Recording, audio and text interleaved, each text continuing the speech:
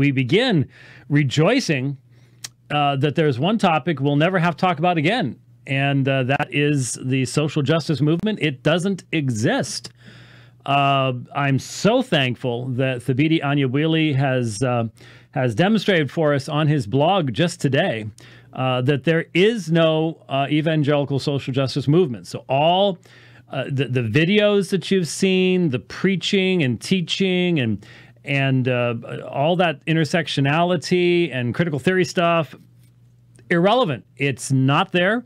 It is it's as move along. Nothing to see here. Nothing to see here. No, as Josh Bice said when he responded to it on Twitter, hashtag eyes wide shut. That's what you've got here. But yeah, this is what he said. To be honest, the anti-social justice side. So now it's the anti-social justice side. So this seems to be the new thing. Is it's always good to identify a side as anti-something that sounds good. That helps to marginalize them, you see. So the anti-social justice side bears many more markings of a movement than anything or anyone they criticize among Christians. They have produced a statement and written a good number of posts expositing the statement. They have called others to join their cause by signing the statement. They have held conferences and meetings expounding their concerns and goals. They've spawned hours of podcasts and sermon series. They've developed their own lexicon replete with pejoratives and hashtags to mark out their perspective and the people who share it. They've sometimes sought to bring pressure on people and institutions. That is a movement, but it's a movement built on conspiracy theories rather than compelling evidence. So everything you've seen there, folks, when you hear people, there's a video popped up over the weekend of a black woman preaching, teaching, doing something in a church. She's up front, messing with the doctrine of original sin, as if federal headship in Romans 5 can be transferred wholesale to nations. So you have the original sin of America now. That's just supposed to be taken as a theological parallel. All of the critical theory, intersectionality, everything that comes with that, all of the identification of people as racists, if they disagree with you about anything, it doesn't exist. That's not amongst evangelicals. There's just no evidence of it at all. That's what we're being told. As he says, there is no evangelical social justice movement. So there you go. It's so we don't have to worry about it anymore. And as soon as he tweeted that, then of course Kyle James Howard jumped in and was in full agreement. The funny thing was, he had not long ago, I think this was yesterday. No, 27th of August. 27th of August. This was a few days ago. 27th of August.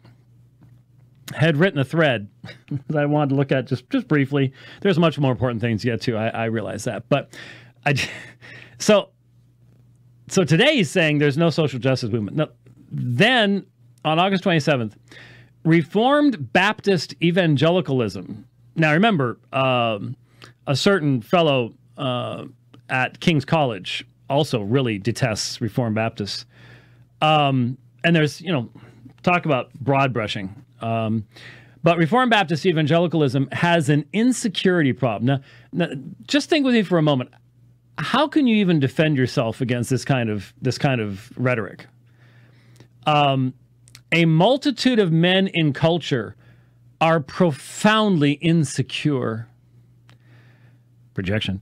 And find a sense of self-confidence in imagining themselves as, all caps, defenders of the faith. So they mask their insecurities by attacking other men and even women online. Oh, what terrible people.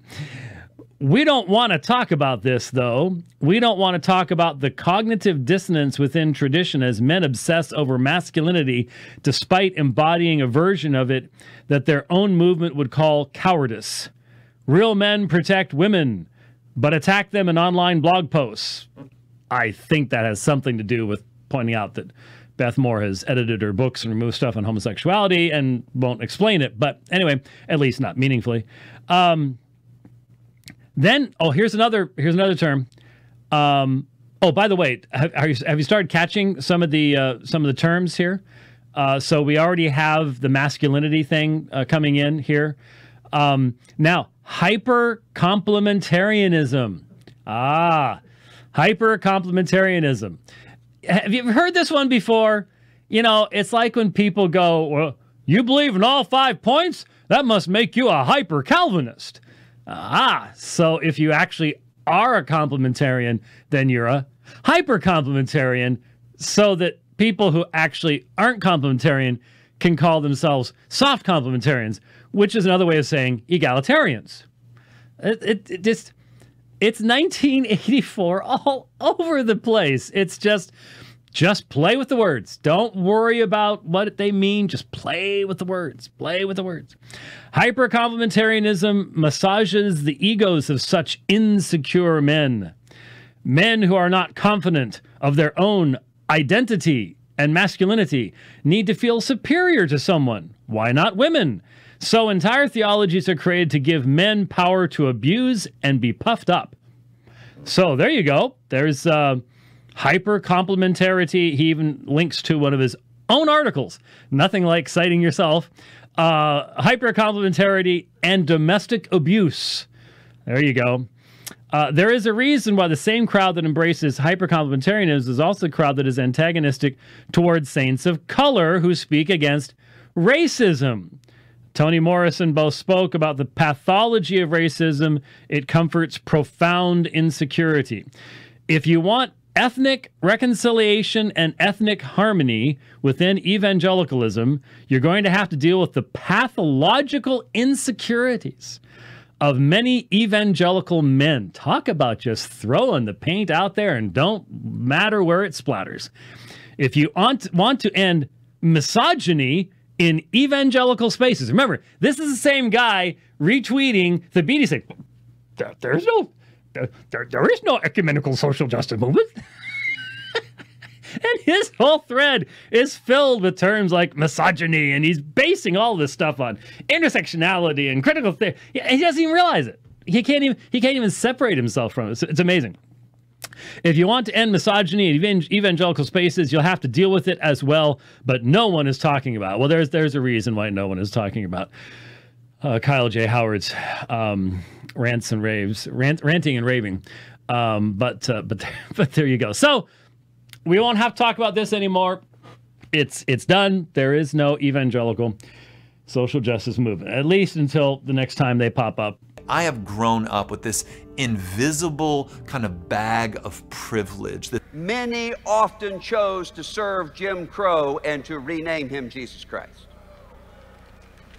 Manifestations of those claims of white racial superiority continue. Deliberately started following and reading works of far more fellow Christians of color, and my world and my heart has just exploded. I'm so thankful. To understand and empathize with transgender persons and to see them as all of us are. Donald Trump fails the baseline test of character.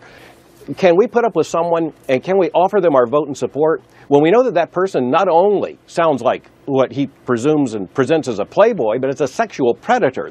I think the question to us as church leaders, have you drawn the gay and lesbian community close? Stand up and be among the fiercest advocates for the preservation of the dignity and the rights of LGBT people. And because of the lenses in which we wear and how we've been shaped by this invisible force, we tend to expect, why can't they just? Why won't they? And what we're saying in that moment is we're harshly judging, and we're expecting, if they would just look like us.